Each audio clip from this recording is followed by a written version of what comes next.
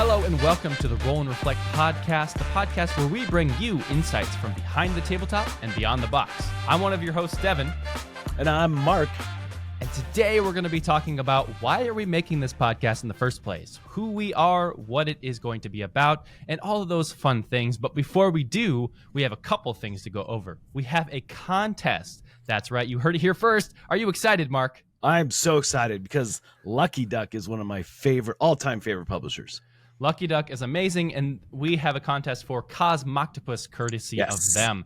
How do you enter the contest? Well, what you need to do is send us an email at rollandreflect@gmail.com. In the subject line, hit contest, and then in the description, you just need to tell us what that name of the octopus is in the game.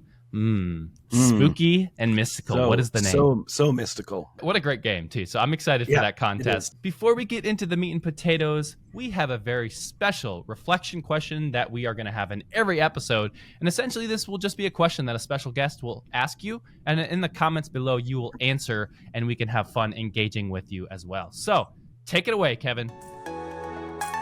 Hey gamers, this is Kevin Levy, the designer of Cities of Venus Civil War, and Damn It All. And your reflection question of the episode is, have you ever opened up a new board game and found yourself staring at its components for long periods of time? I know I have. Take a second and tell us about that game and your experience with it in the comments. Now, back to the show. Okay, so what an interesting question, Mark. It's like, have you ever, opened up a box and stared at it for long periods of time? Yes, and done the big wow. Yeah, it's just like... initially I was thinking it was going to be Return to Dark Tower, but after thinking about it, this is an older game now at this point, but I still, every time I open it, I am blown away. It is mechs versus minions. And like you said, the first time I opened this game, I was like, holy cow, how did they do this for the price of this game? It's just incredible. Every aspect of that game just has that wow factor down to when you open the big box and see the big thing inside, which if you haven't played it, I'm not going to spoil. So I haven't played it yet. The presentation of everything and how everything is organized in the box and the miniatures, just such wow factor. That's awesome. Yeah, I haven't played that one yet. I've heard many people talk about it and how they loved opening the box too. So I'm sure it's as exciting as you make it sound. I was struggling a little bit with this one, but for me, I honestly have to say Kirai, the one from Lucky Duck, surprisingly. It's not a box or anything. It's just one of those, what do they call it? Wallet coin games, right? Pocket games. Yeah, coin wallet game or coin something. Wallet games, yep. And I opened that up, and that was the first game ever where my buddy and I were talking about it for 20 minutes before even playing the game. And it was just like, I was blown away by the packaging, by the graphics and everything. We'll talk about that in another episode. But that's one of those games where I just opened it up and I was just awestruck. That's a surprising pick for me because I like that game. I played it as a prototype. Yeah. It really is well done. We'll talk more about that on another podcast. But the thing is that I don't know. I'll have that wow factor. I've not seen anything but the prototype yet. So I'm looking forward to getting the final game and so forth. So yeah, it's also because the graphic design, and I'm a graphic designer. So I know, of course I'm excited for that. And it's just so cool how they did it. Even in the prototype, it was pretty neat. So yeah. So we'll talk about that in another podcast episode. But the episode today is who we are. What is this podcast about? Wait. Blah, blah, blah, right? who are you again? Yeah, I don't know. But I think we should probably start with me because I'm the lesser of the two here. I don't know about that. But my name's Devon. I am a guy that loves board games, and I'm a little bit all over the place. So you've probably seen me online because that's what I do all day, every day. All over the place? Me? You? Well, I don't get around conventions much because, I just can't get there. So if you know me from online, but I run the Board Game Hype, YouTube, Facebook, all sorts of Board Game Hype channels. I also host monthly gatherings here in the local area called Tabletop. And, monster games, I'm starting that here, soft launch soon, and all sorts of things. I work in marketing. I work for content creation, community management, and of course podcast now and all this stuff. So I'm also a game designer. You help a lot of folks with their Kickstarter stuff too, right? Yeah, that's one of my favorite things to do is help people succeed, especially on Kickstarter. So if that's something that you're interested in, I'd love to hop on a consultation or just a quick call and talk to you about how we can get your Kickstarter to fund and move on to the next level and build that brand image. That's like my favorite thing is branding. I absolutely love it. And yeah, so that's a little bit about me. Mark, tell us about you. I'm just that Mark guy. You know, you may have seen me maybe on the Dice Tower, if you know the Dice Tower, that is. I started doing stuff in the Dice Tower like over 10 years ago now. And I did reviews periodically here and there with my co-host Randy. And then eventually we had Anne as a co-host as well. For a while, we were doing all kinds of different things. And I got laid off. And so when I got laid off from my tech job, I had the opportunity to work with the Dice Tower full time as the preview guy. And that's pretty much what all I do. And it's really become this thing where I don't want to cross the line. I mean, we'll talk about and I'll review games here, but in general, I am the preview guy. So on the Dice Tower, I'm not going to review games. So there's no like mixture of, well, he's reviewing opinions. It feels a lot like how he does a preview. No, I'm just going to be doing previews. So, and I strive really, really hard to make sure that the previews that I do, I'm still very up and excited, and it's not artificial. I just love talking about games. So I am all about that. And I am still not afraid, even though it's a paid preview, I will say if I like one or two things about the game, but I'm never going to tell you to back it, and I'm never going to give it a rating. I just genuinely love, and you know, even if a game is bad, there's still something about it that I can almost always find that, oh, but this was neat. And it's amazing. You know, when I first started, there were some not great games, but in general, I have pretty decent games that I'm playing mostly. And that's the other downside is the fact that I'm generally only playing prototypes. It's rare I get to play published games. Yeah. Because it's literally, you know, it's a volume issue, right? So, but I love it. It is the best job. It's the best time I've ever had. All the photography and everything that I do all comes from my background because my degree is occupational studies in photography. So I used to be a photographer in my previous life. I worked for a newspaper. I worked for a magazine called Fan Clubs Inc., Star Trek, Star Wars, and Back to the Future magazines. So I never made a lot of money, but I did some amazing things like going to set and meeting the actors. Meeting all these famous people. Yeah. So that was kind of my first drive into that. And what's funny about that particular thing is that I used to work at a local convention called Starfest. I went as a fan, then I went as working for the magazine, and then in later years before they shut down, I was a guest. So as a guest, I got to meet the other guests. So I became friends with people from like the Orville, and then they invited me out to set, all kinds of crazy things. I can't believe from point A to point B how all this has happened. I'm having the best time of my life. I've never had so much fun in a job that I do as I do with the Dice Tower. I just can't believe every day that I get to do this kind of thing. So isn't it awesome to just know that you wake up and you're like, I'm doing exactly what I want to be doing. Yeah. And you know, I get to do it all the time, and it's the best thing ever. One thing I really love about your videos, because when I first started getting into content creation, especially previews, because previews was something I was not very good at. I was not very good at keeping my opinion out of things. And so I was like, okay, how do we do previews? And so, of course, I looked at Mark's previews because yours were very well done. And you always, like I said, I really like what you do with just, I do like this about this. It's not necessarily go back it or, you know, go buy this right now. It's just, this is something that I could see you liking.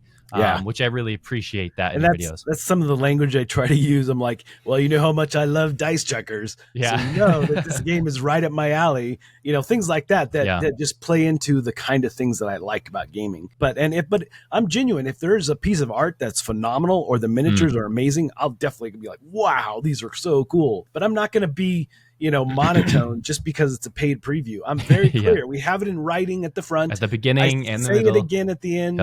I'm not trying to hide anything, but I am not going to hide my enthusiasm. Yeah, that's a whole other conversation in itself. We're not going to get into all that. It totally is. Yeah, so that's a little bit about who we are, the podcast host now. So this will be our first episode, and I'm excited because we have a lot to talk about. Like, there's going to be some sweet episodes. We'll go over a little bit about the expectations of the podcast here. So right away, we're going to probably do a bi-weekly release just to start out so we can get some podcasts going, get into the groove of things, because neither of us have done this before, right? So this is brand new. I have done some of this before. You have. I've never done a podcast. I mean, I've created videos, but it's very different than just sitting on a microphone. We're going to get into the swing of things. So expect every other week to have a release. And then once we get comfortable, we'll do a week release every time. So and in general, we'll be recording on Thursdays, so you'll be able to see it the next week after that. So exactly. So that's going to be really exciting. We have some sweet topics that we'll talk about. Why did we want to start a podcast, Mark? I'm going to let you go first because this was kind of like my idea. I'm just super psyched that you asked me because I do previews all the time, right? So I'm kind of locked into a singular kind of thing. That's all I'm doing. And I just really needed another outlet, something new to do. Not that I'm bored or anything. It's just variety is nice to have. And this just gives me something new and different to look forward to. Now, I'm doing some other fun stuff here and there with like Rel on his show. We haven't done anything for a little while now, but we were doing some Lego stuff. And again, that was a nice way to mix things up for me. Just do something different. Yeah. And I have done podcasts in the past, even started one. I just wasn't super excited about it. And, but now, I mean, you've made it really easy for me to be a co-host. So I appreciate that greatly. Yeah. And I've been wanting to do a podcast for a long time now. If you know me, you know I have my hat in a million different things. And so it didn't fall in the right place. And finally, I was like, you know what? There's this one quote that I always love. It's like, if you want to do something, you're going to do it.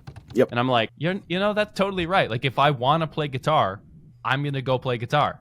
Yep. And like all these people that are like, oh, I want to make a podcast, or oh, I want to do this. Well, they don't jump into it. You know, it's all about getting that jump and getting started. So having a podcast is something I've wanted to do for a while.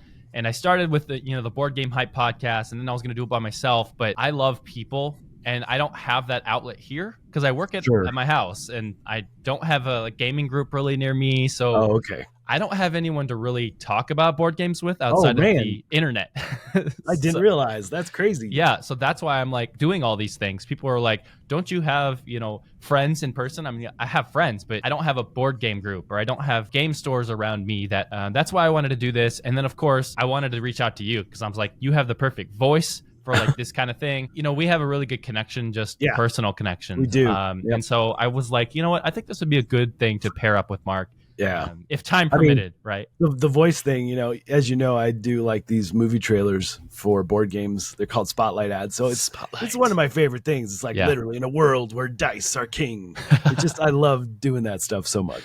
In a world where dice are king and Mark is on the Roll and Reflect podcast. Exactly. That's kind of why I wanted to start it. I wanted to have another, kind of like you said, another outlet. But for me, I love to talk, and I just love to talk about games and the scope of games and things outside of games as well. But primarily for me, I just do board games, and that's all I do. So I totally get that. For the previews, I have to generally cut them dramatically because I talk and talk and talk. Yeah.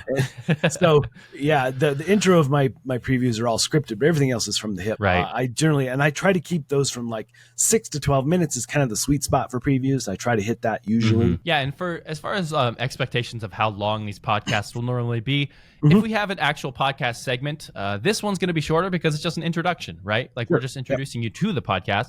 But once we go forward, it's going to be roughly around an hour, and we'll be talking about a variety of things. And we will be, like Mark said earlier, we will be doing some reviews here and there, but it's not going to be the primary thing. We're not only going to do reviews. Then again, we're pigeonholing ourselves, and we don't want to do that. We just want to have fun with this. And that's the key, right? For me specifically, it's just something to have fun. It's a different creative outlet, and I love it. So thank you for including me. I appreciate it. Yay, inclusion. I love it. So that's pretty much what we're doing here. Why roll and reflect? Because we actually had some interesting discussions, and we had some titles before that just didn't work. They didn't work out. You were the one that came up with, I think, the reflect part. So I was doing some name generation stuff, and something came up as dice and reflect, and I'm a huge dice guy, and I'm like, that doesn't work though, but I want roll and reflect because that's what I love about dice. So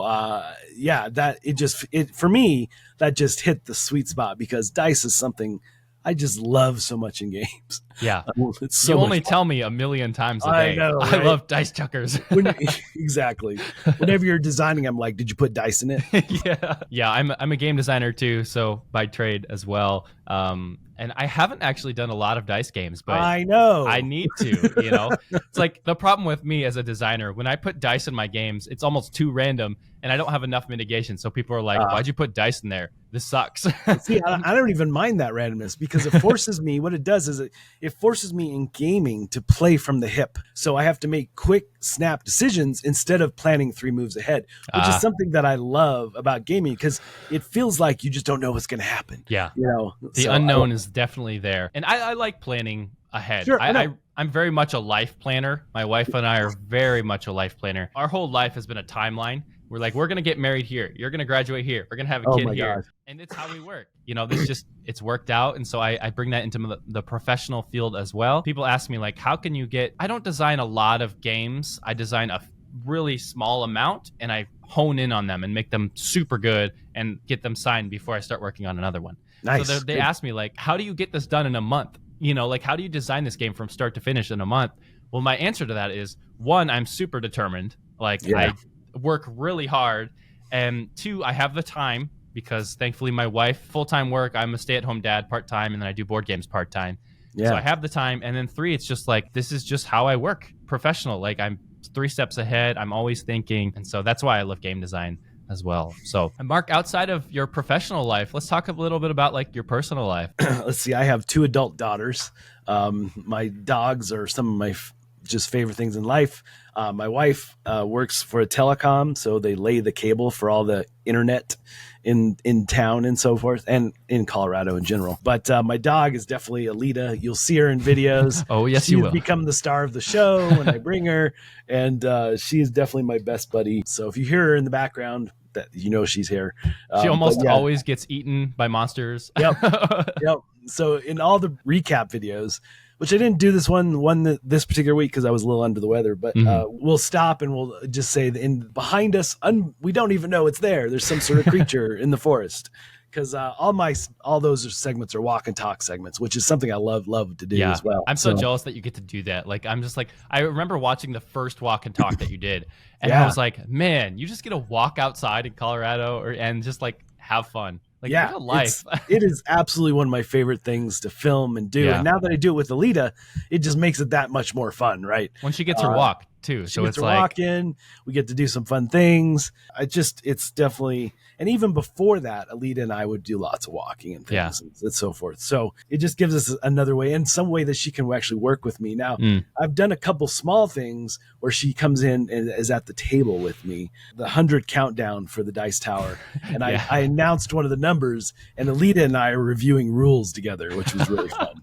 So, but yeah, she's definitely a huge part of my life and the family. Even my parents live with us. So we have a house full for sure. Yeah, you do. At the table with Mark and Alita. That's right. That would be fun. Yeah. So I might do something more with her in the future. I'm sure I will, actually, because there's got to be something else there. So I do have a question, though. Sure. What is Alita's favorite board game? Oh, man. Putting you on the spot. I saw a video of a dog actually playing Jenga. So I've been trying to get her to do this.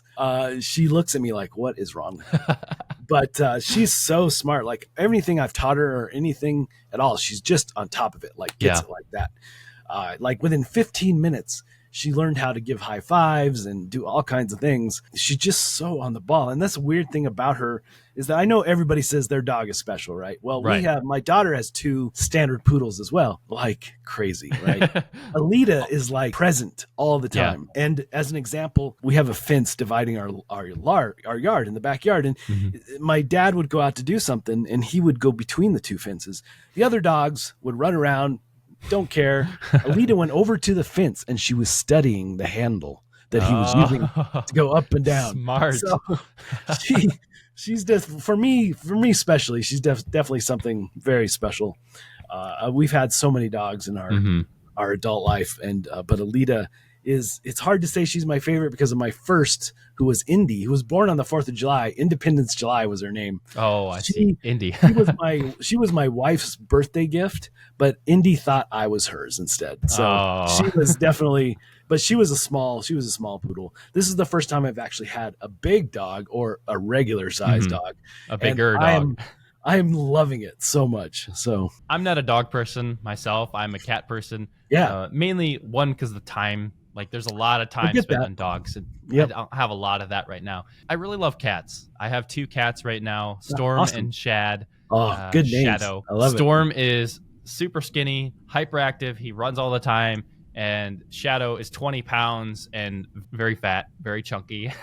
And he's the most cuddly guy ever. So it's very, very opposite personalities, but they're both great. For me personally, I have a wife. I have a daughter now, 6 months yesterday or a few days ago. Again. So being a dad has changed. It's changed my life for sure. I love it. Everyone always asks me, "Ooh, how do you like being a dad? How is that working for you?" I'm just like, it's great. I don't know why there's this stigma about being a dad and like it's the worst thing ever. I'm just like, it's great. Not at all. I'll still, even though my daughters are adults now, I will still tell you that I feel strongly that having 2 is a much, much, much bigger change than having 1. That's what I've heard from like anyone I talk to. It's like the second one, you think the first one's a change. The second one's a big change. And I'm sure I know we want 2, so I'm sure we will have another one as well. But I got to survive the first one for a bit before that happens. Awesome. Well, anything else to talk about, like why we're starting the podcast or what this will be about? You know, I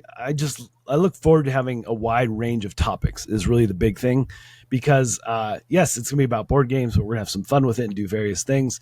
And it just gives me, like I said, I'm pretty focused on preview stuff, and it's it's all just game. This gives me, I'm just so excited to talk about other things as well. For me, it's very much like we're going to tie, as much as we can, we're going to tie it to board games because absolutely. I don't do the preview stuff all the time. So I want to talk about the games. So it's kind of funny because we're like the opposite. Like you always talk about games, so you want to talk about something else. Yep. I always talk about other things. So it's like we're switching. The other thing I'm looking forward to is this will force me to play some published games so I can talk about those. That's true. Yeah, I know we got Radlands down the pipe. Yes. I know you got that. Have you got to play that yet? Not yet, but I hopefully this weekend. So good. So good. But yeah, that'll be another episode as well. So yeah, I didn't even read the rule book. I went and watched what you played. So. Watch it played? Rodney Smith, man. The best of the best. He's the best of the best. I can easily sit down and play it now. In terms of topics, we'll go over a wide range of topics, primarily board game specific though. And in our review, not review, but in our episodes where we talk about board games specifically, we're going to hone in on a single board game. It's not very often that we're going to do like top 5 lists or whatever. We will definitely do those. I really wanted to, going into this, focus on a single game and go deeper into that one game because so many podcasts out there just focus on all of the games, everything, right? They don't hone in on a single thing. So I want to talk about like the components, like how does the art make you feel, the experience of the game, the gameplay, does it match the art, like all these kind of things I want to talk about. So that's exciting for me. And even just inserts and organizing and I love that kind of stuff. Right. It's all those kind of things. So you'll get a lot of deeper analysis, which is why we say we bring you insights from behind the tabletop, which means outside of tabletop, and behind the scenes of tabletop industry and beyond the box. So it's within the box as well as things outside of the box. Okay, Mark, you know what time it is? I do. What time is it? The Beyond. The Beyond. This is going to be a segment every episode that we're going to talk about something outside of the board game industry. That could be literally anything, just something we're excited about outside the industry. Yeah, and it doesn't have to be something new either. It could be something we've done for years that we're excited about. Yeah, so the Beyond, I'm going to start because I know Mark has something really exciting he wants to talk about. I'm just a little bit excited. Just a little bit excited. I wonder if all of you can guess what Mark is excited about. Leave us a comment, do that thing. But no, I'm excited about I just recently watched the Damsel movie on Netflix. Oh, right, and I was going into it hesitation because I was like, okay, it's another princess movie, and it's not. It wasn't at all. The dragon was awesome. All the effects. It was amazing. And I was actually pulled into the story too. Like I was attached to the characters, which doesn't happen very often for me. 100%. So there didn't really feel like there was like any like just 2-dimensional characters. Everybody had some depth to them, and the story was way better than I had low expectations as well. Same. I just really enjoyed it. That's pretty much what I've been watching. I watched that, and then I also watched the Code 8 parts 1 and 2. Oh, I haven't seen part 2 yet. Okay, no spoilers or anything, but it was interesting. I liked the damsel story a lot more. Code 8 was very much like a sci-fi world, your typical sci-fi dystopian action film. I enjoyed it. I very much enjoyed it. I wouldn't watch it again. It was one of those like one and done kind of films. Yep, totally get that. If there was a part 3, like I'd be excited to watch part 3. Cool. And then the series clicked it off. So those are my 2 films that I watched.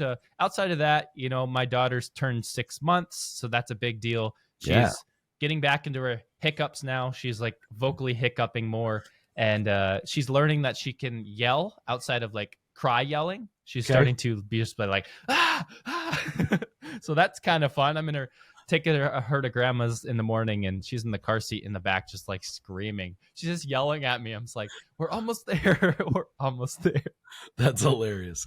But so that's my Beyond segment. Mark, tell us why you're excited. Oh man, I had so many things lined up that I might talk about, but because just last week X-Men 97 has just started, and as a kid I collected X-Men, huge X-Men fan.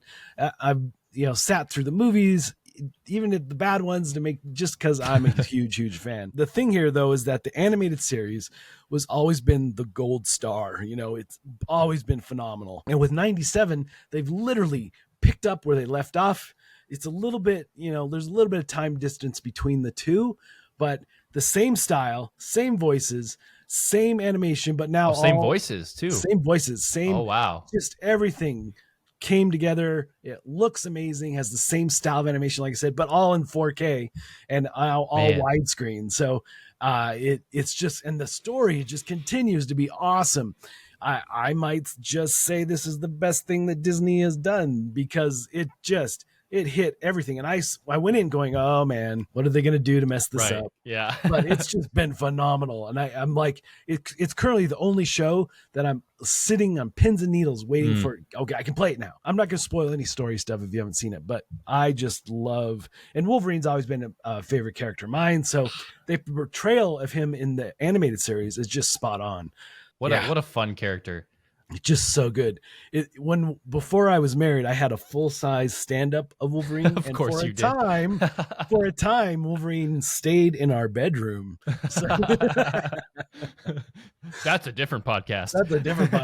So anyway, he's just always been a favorite character of mine. And the show, I'm just blown away. Yeah. I feel like a kid again. Well, I'm generally only a kid all the time. Same. But it feels right. It feels like I'm watching animated version of the comic book. So it's so good. So good. Yeah, I keep seeing like ads and stuff for it, when I open up Disney or whatever. And I was never like a fan of comic like shows or the animation TV series. It's like one of those where so many people have talked about it now that I feel like I love X-Men. I love Marvel. So I feel like I need to watch it just so I can like be in with the conversation, Yep.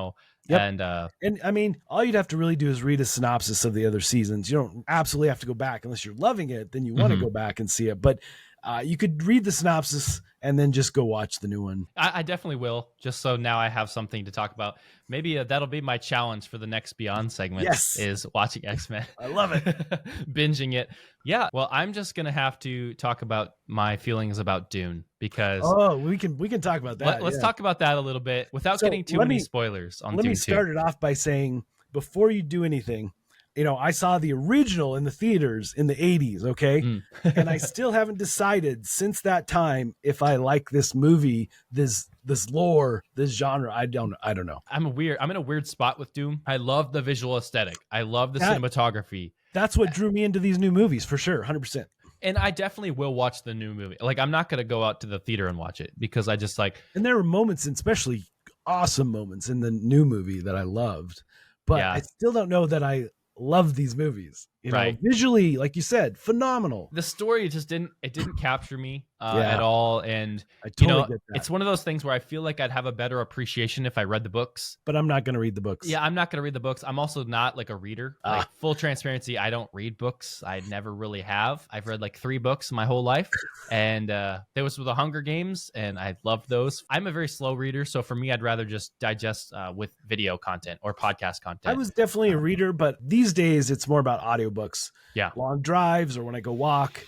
I love audiobooks so much. And one of my favorite narrators is Eric Summerer from the Dice Tower. He has a whole slew Number of 5. audiobooks. It's so good. And I'll be like on a walk and I'll text him, I can't believe this happened. And he's like, what are you talking about? He's like, that's 4 books ago for me. Yeah. One of these times we'll have Eric Summerer come on, and his quality will be top notch. Yes. You'll get the full podcast experience with him. Full podcast experience. Yep. But yeah, with Dune, I'm excited to watch Dune 2, but I'm not like intrigued by the story. I just really want to see the special effects and the audio. The cinema photography, that's the reason I went. So yeah, in the comments, tell me why I should like Dune and why I'm wrong for not currently liking Dune. I have to say that I can't say that I dislike Dune, but I don't know if I really like it either. Yeah. It's, again, like I said, I'm in that weird combination of I liked it, but I also I don't know yet. Yeah, it's so unusual for me for a movie. Usually I'm pretty spot on about not liking it or liking it. But Dune, the whole thing is just very different somehow. Right. So that is going to end the Beyond segment. We'll talk about lots more stuff in the future episodes. Yep. But closing thoughts on this reflection episode today here. Like I said before, I'm just super excited to be here, have fun, and hang out with you and talk about some cool stuff. I am really excited to see where we take the show and who we can bring in as a guest. So I have some ideas, some really fun people that we could potentially bring in. So speaking of special guests, if you want to be a special guest on the Roll and Reflect podcast, go ahead and just send us an email, rollandreflect@gmail.com, and say, yo, I want to be on the podcast. And don't just say, hey, I want to be on the podcast. Give us a reason, like give us a topic you talk about, something you like a game you really want to talk about, and we'd love to have you on. Maybe you want to be part of the Beyond segment. Yes, you could be part of Beyond. If you want to join us in the reflection questions, we always invite that as well. Going to close it out. I'm excited to jump into this podcast more. We'll start recording, now weekly. Are we going to tease what's next episode? But before we do that, we have a call to action. Yes, we do. Come on, Mark. I'm so excited. So thank you guys all so much for listening. Here on out, you're going to be referred to as high rollers because roll and reflect. Come on, we got to do the branding thing. Of course, subscribe on YouTube or wherever you get your podcasts. Follow us, follow our show on social media at Roll and Reflect or Roll and Reflect Podcast. We do have a Facebook. We will be having TikTok snippets, Instagram Reels, and all that fun stuff, YouTube Shorts, whatnot. But go watch all the things. Yes, go watch all the things. And of course, we need to do a special shout out. We need to thank Kevin for giving the reflection question today. Absolutely. And again, respond to that question in the comment below, and we'll respond back to you as much as we can. Now, the thing you're ready for, the next episode. What are we going to be talking about in the next episode, Mark? Oh, man, this is one of your all-time favorite games. Is that what I understand? So good. And guess what? It's the battle of all time. It's the battle of all time. I mean, it literally is the epic battles. If you just want to have epic battles, this is the thing. When I started playing D&D in the late 70s, the thing was all about, didn't care about the story. Let's just go beat up orcs. Yes. That's what this game is. Tell us, Devon. We are going to be unearthing Heroescape. Yes. The epic battle of all time. We're going to be talking about the Heroescape origins, where it came from, its pitfalls and its failures, but also its modern day successes. Its awesomeness. And I'm so excited. And I literally will have to unearth mine because I have a wall of prototypes against my closet. So that I cannot get to Heroescape. So I literally will have to unearth it. But I have got like 6 big tubs of Heroescape. That's great. And I will be, we will have these podcasts on YouTube as well. So if we have visuals, go ahead and jump on to the YouTube channel and subscribe there, and you'll see what we're talking about. I'll have the cards out and my miniatures and stuff here. So that'll be the next episode. Stay tuned. Again, thank you guys so much. Let's do it. And of course, tune into the next one. But for now, happy gaming and happy rolling. We'll talk to you later.